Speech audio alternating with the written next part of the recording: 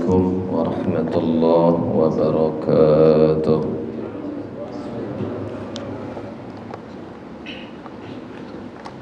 Alhamdulillah wa syukru ala ni'amillah.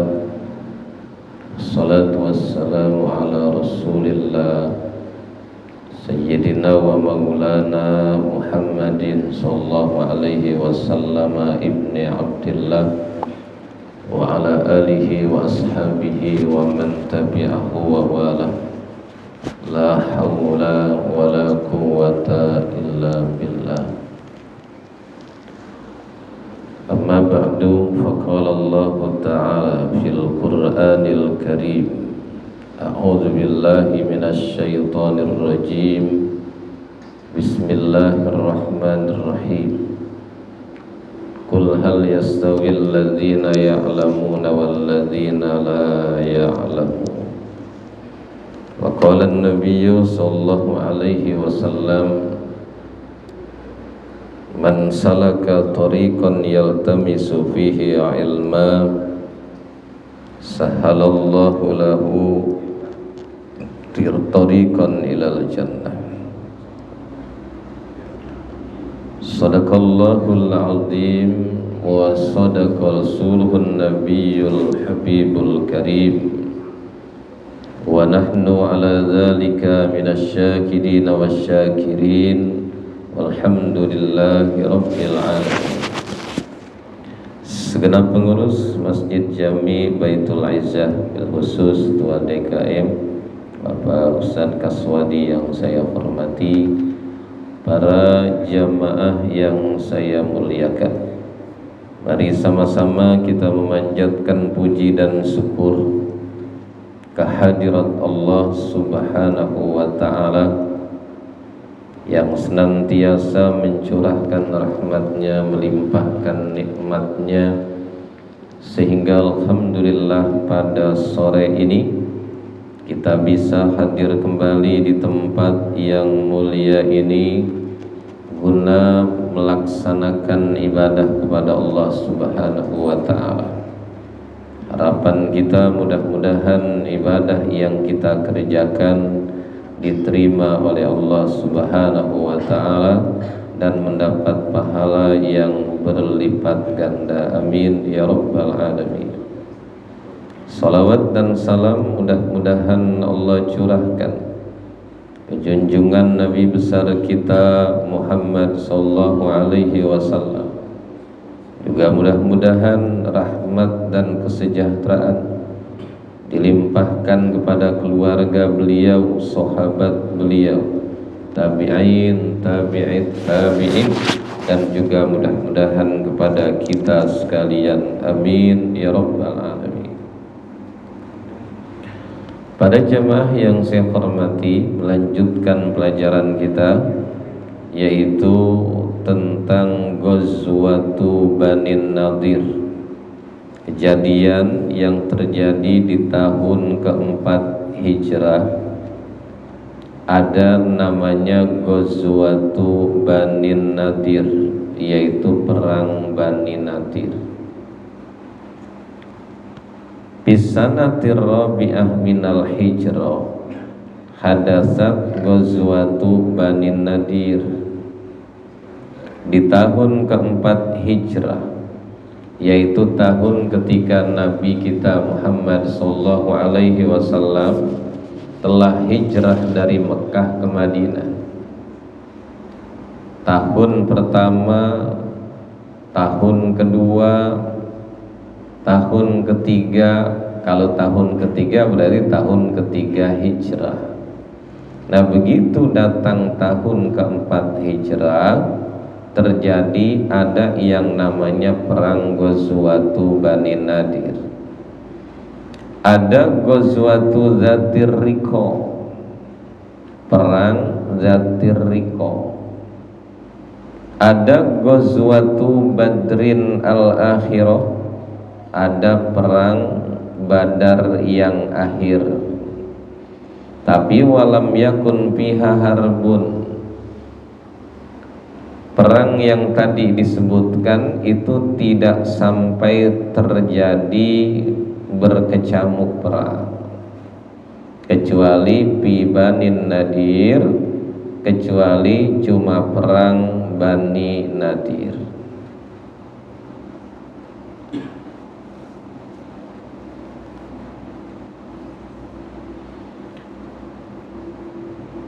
Kalau perang Ghazwatu Dzatir Riqa, kharaja ilaiha Rasul sallallahu alaihi wasallam ba'da ghazwati Bani Nadir.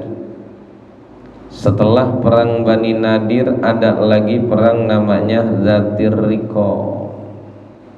Rasul keluar dan Rasul bersama 700 tentara limuharabati qabaila min Najdin, untuk memerangi yaitu kabilah dari negeri Najd. Tajamma'u likitali, kemudian mereka itu kabilah itu berkumpul untuk memerangi Nabi. Tapi tatkala falamma sami'u bi khuruji harabu, tatkala Nabi datang dan kemudian mereka mendengar bahwa Nabi akan datang, mereka kabur. Tarikina nisa'ahum, sambil mereka meninggalkan istri-istri mereka, menyelamatkan diri. Summa raja'a ba'duhum likitali, dan kemudian sebagian mereka kembali untuk memerangi Nabi. Wa kanal muslimuna yusalluna sholatal khauf, dan orang-orang muslim pada saat perang Dzatir Riqa itu melakukan sholat namanya sholat siddatil khauf, sholat ketika dalam keadaan perang. Ternyata perang tidak gugur kewajibannya dengan sebab perang. Perang juga tetap sholat wajib. Nggak boleh sholat itu ditinggalkan dalam kondisi apapun. Dalam kondisi kita dalam keadaan senang, dalam keadaan sedih, dalam keadaan di rumah, di mana saja, sholat tidak boleh ditinggalkan. Sholat itu gugur kewajibannya ketika orang itu akalnya sudah tidak berfungsi. Kalau orang itu udah nggak berakal gitu, itu baru dia gugur kewajiban melakukan sholatnya. Maka dalam keadaan perang itu tetap wajib melakukan sholat. Bagaimana cara sholat dalam keadaan perang seperti itu? Itu ternyata diatur oleh Allah Subhanahu wa ta'ala di dalam Al-Quran ketika sholat dalam keadaan perang. Misalnya kondisinya perang, cuma belum berkecamuk, ya belum berkecamuk. Misalnya musuh ada di sana, ya kemudian muslim misalnya ada di sini, kan itu berarti dalam kondisi sudah takut, kan sudah takut tiba-tiba nyerang. Maka sholat itu diatur. Bagaimana sholat ketika musuh ada di arah kiblat? Bagaimana sholat ketika musuh bukan di arah kiblat? Kalau misalnya musuh pas di arah kiblat, kita sholat pas ngadepin musuh ngadep kiblat, ya. Maka kalau misalnya kita itu sholat dalam perang nih, dalam kondisi perang, kalau misalnya sholat itu dalam keadaan perang musuhnya ada di arah kiblat, maka berarti pas sholat sambil menghadap kiblat, musuhnya ada di kiblat. Maka barisan musuh dibagi dua bagian, dibagi dua bagian. Maka nanti sholat itu bareng.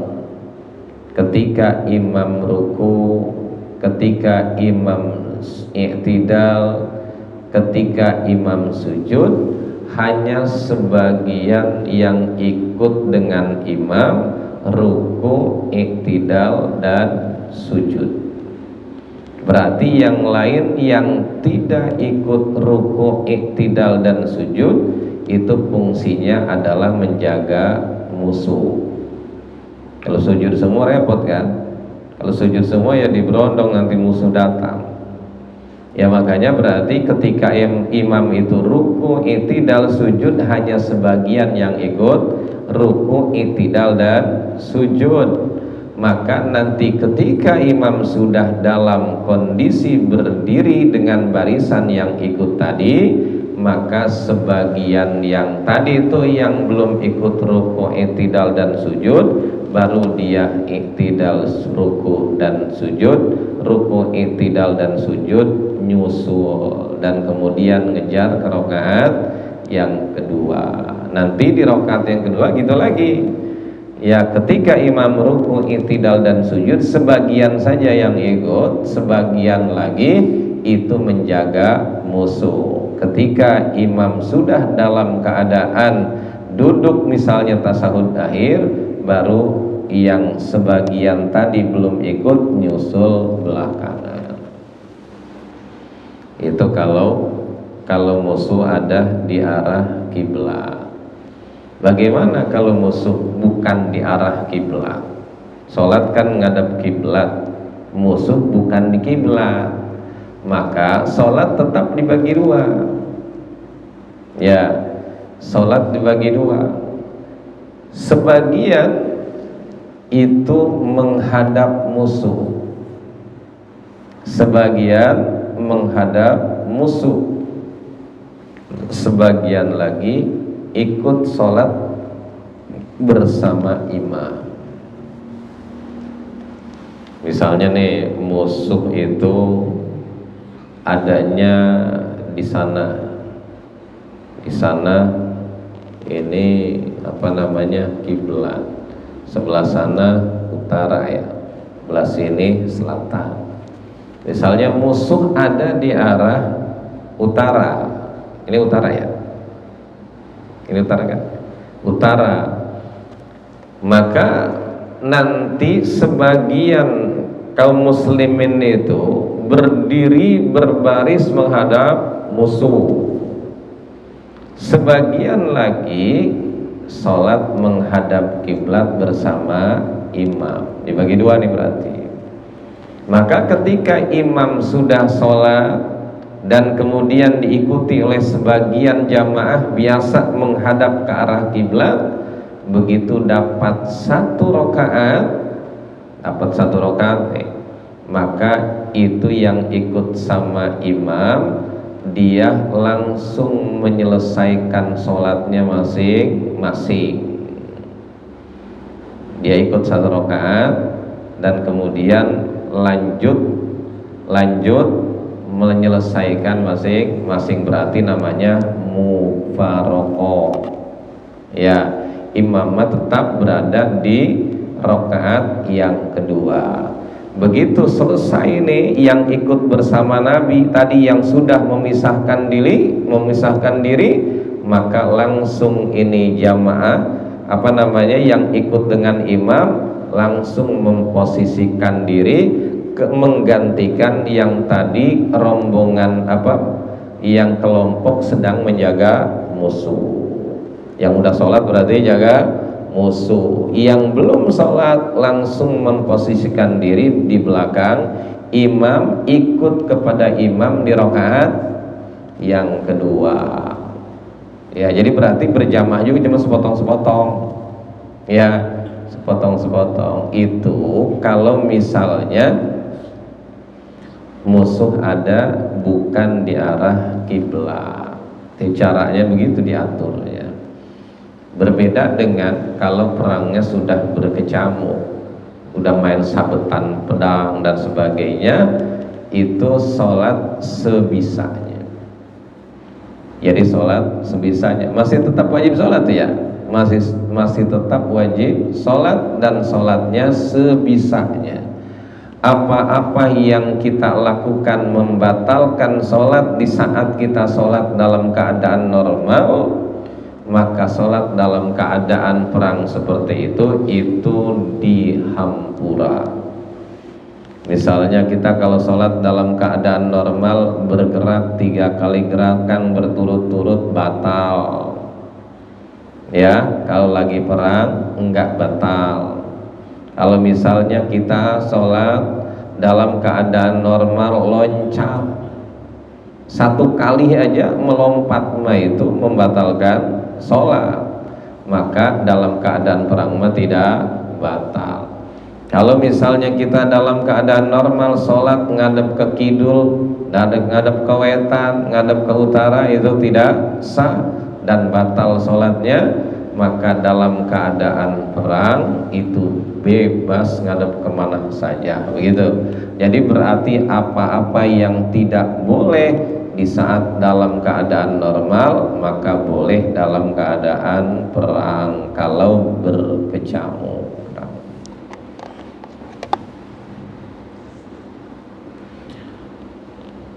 Para jamaah yang saya hormati, perang Bani Nadir. Bani Nadir itu siapa? Bani Nadir adalah qabilatun min Yahudil Madinah. Wa kana bainahum wa bainal muslimin uhudun yu'amminu kullun minhumul akharu. Bani Nadir adalah satu qabilah daripada orang Yahudi Madinah. Di Madinah itu ada orang Yahudi, ada qabilah, ada yang namanya Bani Nadir, Bani Qainuqa.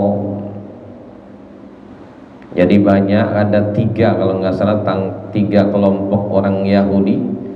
Nah ini Bani Nadir ini satu qabilah daripada orang Yahudi yang ada di Madinah. Antara mereka dengan kaum muslimin itu sebenarnya sudah ada perjanjian yu'amminu kullun minhumul akhar, bahwa mereka itu tidak saling menyerang. Jadi maksudnya mau damai saja, tidak ada saling menyerang. Qadima ilaihimur Rasul sallallahu alaihi wasallam ma'a ba'di ashabi fattafaqa jama'atun minhum ala qatlih fa'alimar Rasul sallallahu alaihi wasallam bidzalik fa kharaja min indihim wa tabi'ahu ashabu. Kemudian Rasulullah sallallahu alaihi wasallam kemudian datang kepada mereka, kepada Yahudi Bani Nadir itu. Nabi datang kepada mereka bersama sebagian sahabatnya. Fattafaqa jama'atun minhum, ketika Nabi sedang berada dengan para sahabatnya mendatangi mereka, mereka berunding untuk membunuh Nabi kita Muhammad sallallahu alaihi wasallam. Nabi tahu, ya, Nabi tahu. Fa'alimar Rasulullah sallallahu alaihi wasallam, Rasul tahu dengan bahwa mereka itu akan membunuh Rasul. Fa kharaja min indihim wa tabi'ahu ashabu, maka akhirnya Rasul keluar dari mereka dan kemudian sahabat-sahabat Nabi mengikuti Rasul. Akhirnya summa arsala ilaihim ya'muruhum bil khuruj minal bilad wa ata'uhu summa amtana'u. Kemudian akhirnya Rasul mengutus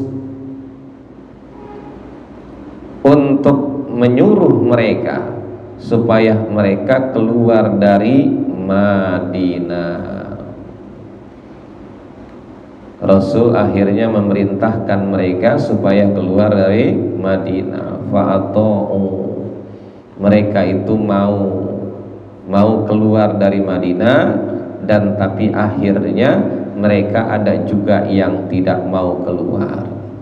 Apa alasannya? Alasannya karena ada saudara mereka orang-orang yang munafik yang menghasut mereka, yang mengatakan la takhruju min diyarikum, janganlah kalian keluar dari negeri tinggal kalian. Maka karena mereka tidak mau, akhirnya fahasorohumur Rasul sallallahu alaihi wasallam, Rasul mengepung mereka. Bani Nadir, Yahudi Bani Nadir, dikepung mereka. Dikepung berarti dari segala arah, kan? Dari segala arah. Hatta sa'aluhul khuruj fa'adina lahum, sehingga mereka akhirnya menyerah dan mereka meminta untuk keluar dari Madinah, dan diizinkan oleh Nabi kita Muhammad sallallahu alaihi wasallam. Wa kharaju bi amwalihim wa nisaihim wa auladihim, dan kemudian mereka keluar dengan membawa harta mereka, istri mereka dan anak-anak mereka. Wa ma yastati'una hamlahu alal ibil illa alatal harbi, dan tidak ada yang dibawa oleh mereka di atas unta mereka. Wa ma yastati'una hamlahu alal ibil, mereka keluar membawa harta mereka, istri mereka, anak mereka, dan semua yang bisa dibawa oleh mereka dengan menggunakan untanya, illa alatal harbi, kecuali alat perang. Alat perang mah nggak boleh, ya, alat perang mah nggak boleh dibawa. Para jamaah yang saya hormati, beberapa kejadian di tahun keempat hijrah. Yang pertama tadi, pisanatir rabi'ah nazala Jibril. Di tahun keempat hijrah ini, malaikat Jibril turun, datang menemui Rasulullah sallallahu alaihi wasallam di saat perang Ghazwati Dzatir Riqa. Nah, malaikat Jibril datang itu untuk mengajarkan tentang sholat siddatil khawf, yaitu sholat dalam kondisi sangat takut. Wa bi hadhil ghazwah aidan nazalat rukhsatut tayammum, dan kemudian di peperangan itu juga turun, yaitu ayat yang menjelaskan tentang rukhsah tayammum. Tayammum itu adalah keringanan, ya. Tayammum itu adalah keringanan. Tayammum bisa menggantikan wudu. Tayammum bisa menggantikan mandi. Tayammum bisa menggantikan wudu. Tayammum bisa menggantikan mandi. Ketika orang mau wudu, kemudian tidak bertemu air, atau air mah banyak, cuma dia nggak boleh kena air, boleh dia ganti wudunya dengan tayammum. Itu namanya keringanan. Dan kemudian ketika orang itu punya hadas besar, dia mesti mandi hadas besar. Ketika dia mau mandi nggak ada air, atau air ada, dia lagi muriang. Muriang mah sakit panas dingin itu, dipegangnya mah panas tapi dingin gitu. Itu muriang namanya. Kan kalau misalnya dipaksa mesti mandi, ya bisa bahaya, kan begitu. Apalagi kata dokter nggak boleh kena air, kalau kena air mati. Misalnya kan kayak begitu. Nah, ada keringanan diganti dengan tayammum. Jadi wudhu diganti dengan tayammum bisa, mandi hadas besar diganti dengan tayammum bisa. Bagaimana cara tayamumnya? Tayamumnya mah sama, mau pengganti wudhu atau pengganti mandi, tayamum mah sama, yang diusap cuma muka dan tangan saja. Karena dalam Al-Quran, wamsahu biwujuhikum wa aydikum minhu, usaplah oleh kamu muka kamu dan tangan kamu. Jadi kalau tayamum pengganti mandi nggak ngusap debu dipeperin ke badan, ya jangan mentang-mentang pengganti mandi dia tayamumnya ngusapin debu ke seluruh badannya, bukan. Jadi tayamum tetap saja mau ganti wudhu, mengganti mandi, tetap saja yang diusap cuma muka dan tangan. Ngusapnya begini misalnya, pertama buat muka ngusapnya gini tuh, udah gitu aja tuh. Jadi ini dipukulkan ke debu, kemudian tangan kanan kita tapak tangan kanan kita di atas, kemudian tangan kiri kita di samping di pipi yang kiri. Nanti tinggal tarik ke bawah ke situ, tinggal ini yang atas turunin, udah gitu. Nah untuk pipi yang sebelah kanan, jempolnya yang kanan. Jadi begitu turun, ini jempol ngusap pipi kanan. Udah begitu cukup, nggak mesti pakai kaca begini. Di rata-rata nggak mesti begitu, enggak, caranya begitu saja. Dan kemudian ketika mengusap tangan, tepuk lagi, dan kemudian ini kan ada debunya nih. Udah ada debunya, berarti pertama yang diusap belakang tangan kanan, diusap dengan debu yang ada di tangan kiri gitu. Ya, balik putar ke sini. Begitu sampai sini, ini kan ada debunya nih, ada debunya yang ini, berarti tinggal balik begitu tuh. Ya, jadi begitu cara. Jadi kalau nggak caranya begitu susah gitu.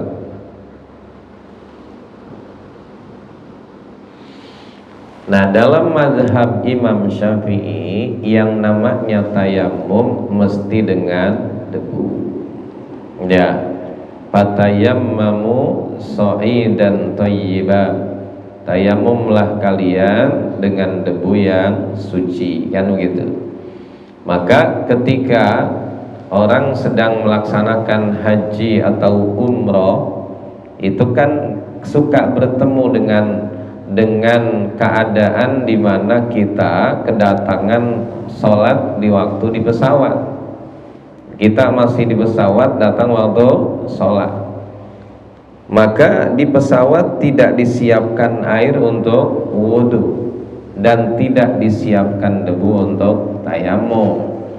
Dalam fikih Syafi'iyah, dalam kondisi ini itu kita cukup sholat lihurmatil wakti, sholat karena menghormat datangnya waktu sholat. Berarti udah enggak tayamum dan tidak wudhu, tidak wudhu dan tidak tayamum, udah sholat aja. Begitu nanti sampai ke tempat, ya dimana di sana sudah ada air, maka sholat yang tadi di pesawat diiadah. Artinya diiadah, diulang kembali. Misalnya tadi kita di pesawat zuhur misalnya, maka nanti sholat zuhurnya diiadah. Jadi bahasanya diiadah, bukan diqodho, bukan. Kalau diqodho mah di waktunya nggak sholat, ya. Kalau ini mah di waktunya sholat lihurmatil wakti. Maka nanti ketika dia iadah diulang sholatnya, niatnya berarti kalau pakai usolli begini, usolli fardhu dhuhri arba'a rakaatin mustaqbilal qiblati i'adatan lillahi ta'ala, gitu ya. Niatnya berarti saya niat sholat fardu zuhur 4 rakaat i'adah karena Allah Ta'ala. Jadi beda antara qadha dengan i'adah. Kalau qadha mah di waktunya tidak sholat, kalau i'adah mah di waktunya dia sholat. Kayak orang begitu datang waktu sholat subuh nggak bangun, nggak ada yang bangunin. Begitu bangun jam 7 kan udah habis waktu sholat tuh, ya, maka begitu dia bangun kan wajib sholat tuh, sholat yang tadi itu di waktunya tidak sholat, maka ini namanya qadha namanya. Nazalat rukhsatut tayammum, cuma tayammum nggak seperti wudhu. Kalau tayammum hanya bisa dipakai untuk sholat fardu satu saja, walaupun nggak batal, udah sholat wajibnya cuma satu doang misalnya. Kalau misalnya dia tayamum untuk sholat zuhur, ya zuhur saja, walaupun misalnya dia di waktu sholat berikutnya nggak batal, tetap saja harus tayamum. Dan bahkan kalau hari Jumat imam khotib itu ketika dia khutbah pakai tayamum, maka nanti musolat ngimamin dia mesti tayamum lagi, karena dua-duanya fardu, ya, dua-duanya wajib. Jadi kalau misalnya kita tayamum, yang fardu hanya bisa satu, kalau sunnahnya mah silahkan berapa saja. Wa fi hadhihi sanati tuwfiyat Zainabu zaujur Rasuli sallallahu alaihi wasallam wa Abu Salamata ibnu ammatihi alaihi salah wassalam wa huwa akhuhu minar rodha. Di tahun keempat hijrah ini wafat, meninggal dunia, yaitu Zainab binti Jahas, yaitu istri Rasulullah sallallahu alaihi wasallam. Zainab binti Jahas meninggal dunia di tahun itu. Wa Abu Salamata, dan juga meninggal dunia juga di tahun itu, yaitu Abu Salamah. Siapa Abu Salamah itu? Abu Salamah itu anak daripada bibinya Nabi kita Muhammad sallallahu alaihi wasallam. Abu Salamah nama aslinya Abdullah. Abu Salamah nama aslinya Abdullah bin Abdul Asad. Abu Salamah ayahnya Abdul Asad, sedangkan ibunya adalah Barroh binti Abdul Muttalib. Berarti apa? Bibinya Nabi, ya. Bibinya Nabi, kalau nggak bibi uak kalau orang Sunda. Sama-sama anak Abdul Muttalib. Berarti Abu Salamah kalau begitu sepupu Nabi juga, Abu Salamah. Wa huwa akhuhu minar rodha, dan kemudian Abu Salamah itu juga menjadi saudara susunya Nabi, sudah sepupu karena dia anak bibiknya Nabi, ya, dan kemudian juga menjadi saudara susu, sama-sama disusui oleh seorang wanita yang namanya Suwaibah al-Aslamiyah. Siapa Suwaibah Aslamiyah? Asalnya adalah budak, seorang budak punyanya Abu Lahab, pamannya Nabi. Ketika Suwaibah Aslamiyah ini memberitakan tentang kelahiran Nabi Muhammad SAW, itu Suwaibah dimerdekakan oleh Abu Lahab.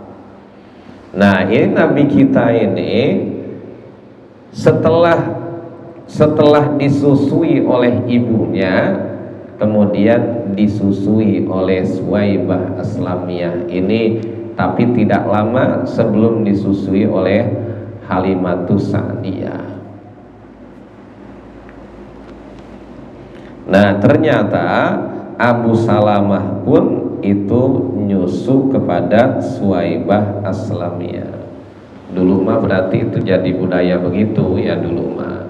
Jadi ketika orang tua itu, wanita itu melahirkan anaknya itu disusui oleh orang lain. Memang kewajiban menyusui itu bukan ibu. Kewajiban menyusui itu adalah suami. Suami nyusuin pakai apa?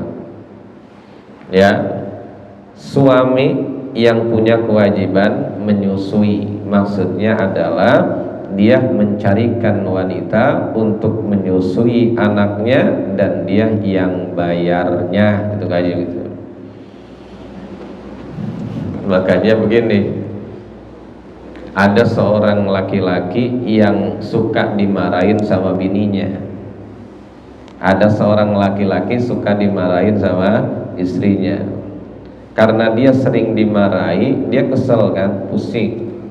Dia mau mengadukan masalahnya kepada Khalifah Rasulullah SAW, yaitu Umar bin Khattab. Waktu itu Umar bin Khattab sedang jadi Khalifah pengganti Nabi.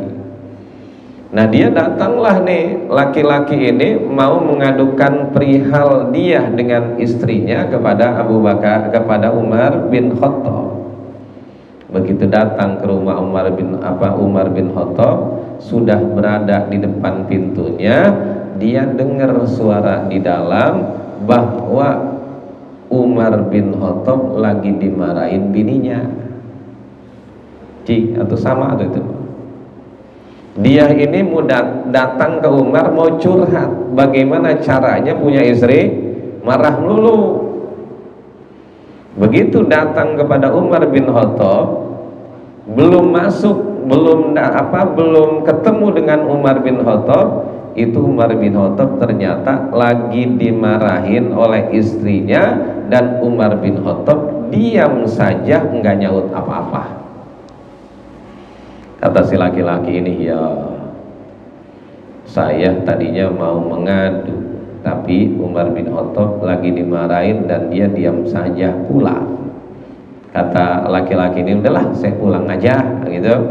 Akhirnya dia balik lagi. Begitu baru beberapa langkah dari rumah Umar bin Khattab, Umar bin Khattab keluar. Umar bin Khattab tahu, yakin bahwa laki-laki ini dari rumahnya. Maka akhirnya dipanggil lagi sama Umar, pulang, sini. Ada apa kamu? Ditanyalah dia. Akhirnya dia ceritakan bahwa begini, Tuan, saya itu di rumah suka dimarahin istri saya, marah lu tuh. Ya. Dan ternyata saya ini mau mengadu ke Tuan. Begitu nyampe rumah sini, ke rumah Tuan, Tuan lagi dimarahin istri dan Tuan diam saja. Udah saya putuskan, saya pulang lah. Akhirnya kata Umar begini, tenang aja, tenang. Kata Umar,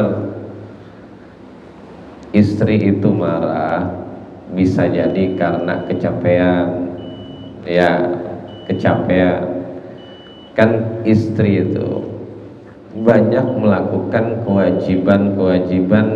kewajiban kita. Sebenarnya sesuatu itu adalah kewajiban kita dan dilakukan oleh istri kita. Misalnya istri kita membuat makan, masak, ya buat anak kita dan buat kita.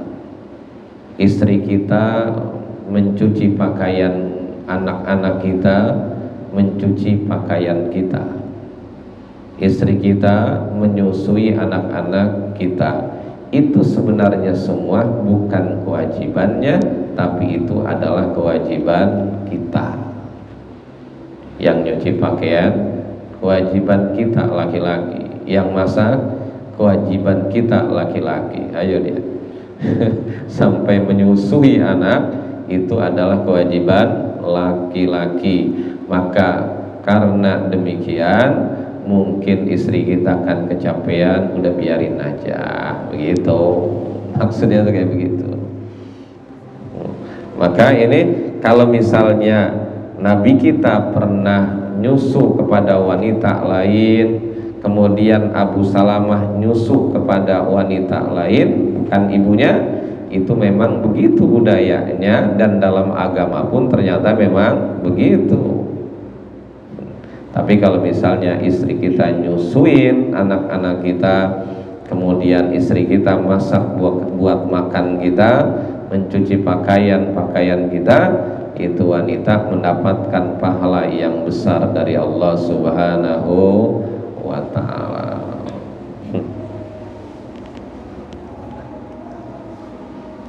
Makanya di Pabuaran di Tangerang dulu terkenal tuh ada kiai namanya Ki Rifai yang sekarang jadi pesantren Bambu Salam itu. Pesantren Bambu Salam modern tuh di Pabuaran Sibang. Nah itu dulu mah pesantren Salafi. Dulunya itu yang punyanya di mana-mana dikenal sebagai macannya Tangerang. Dulu. Tapi begitu beliau meninggal, yang melanjutkan pesantren itu menantunya orang Madura, Ustadz Anwar. Karena beliau alumni pesantren modern di Madura, maka akhirnya dikembangkannya pesantren modern dan sekarang santrinya memang banyak.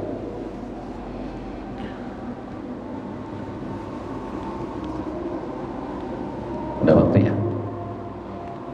Pada jemaah yang saya hormati, demikian dulu yang dapat saya sampaikan pada pertemuan ini. Mudah-mudahan apa yang saya sampaikan bermanfaat buat kita semua, dan mohon maaf apabila ada kesalahan dan kekurangan. Terima kasih atas segala perhatian. Hadanallah wa iyyakum ajma'in. Assalamualaikum warahmatullahi wabarakatuh. Allah